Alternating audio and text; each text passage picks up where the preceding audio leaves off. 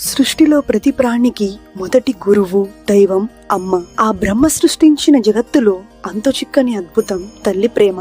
వాస్తవానికి బ్రహ్మ అమ్మను సృష్టించలేదు, అమ్మే బ్రహ్మను సృష్టించింది. అమ్మ లేనిదే బ్రహ్మ ఎక్కడి నుంచి పుట్టాడు? పరమాత్ముడైన ఆ కృష్ణుడు విశ్వరూపాన్ని చూపించిన యశోదమ్మకు మాత్రం తను పసికందుగానే మిగిలిపోయాడు. తన బిడ్డ క్షేమం కోసం ఆ పార్వతీమాతే శక్తి స్వరూపిణిగా మారింది. పురాణ కాలం నుండి నేటి వరకు దైవాలకైనా దాసోహమయ్యే ఏకైక శక్తి అమ్మ మనస్సు. అమ్మ అంటే కేవలం ఒక అక్షరం కాదు, అంతులేని త్యాగం. మన ఆకలి కోసం తన కడుపుని మార్చుకునే తపస్సు, మన కన్నీళ్లను తుడిచే ఓదార్పు. మనం ఎదిగి ఎక్కడికి వెళ్లినా తిరిగి వచ్చే చోటు అమ్మ ప్రేమ నీడ. మన భారతీయ సమాజం సైతం మాతృదేవో భవ పితృదేవో భవ అంటూ అమ్మకే అగ్రతాంబూలం ఇచ్చింది. ప్రపంచంలో ఏ ప్రాంతంలోనైనా ఏ దేశంలోనైనా సంస్కృతులు మారవచ్చు, కానీ అమ్మ ప్రేమ మారదు. మనకు ఏ చిన్న బాధ కలిగినా అమ్మనే తలుచుకుంటాం. కోటి దేవతల ఆశీస్సులు కన్నా అమ్మ దీవెన మిన్న. ఈ ప్రపంచంలో అన్నిటికీ వెలకట్టవచ్చు, కానీ అమ్మ ప్రేమకు మాత్రం సాటి లేదు. అమ్మే మన తొలి ప్రార్థన,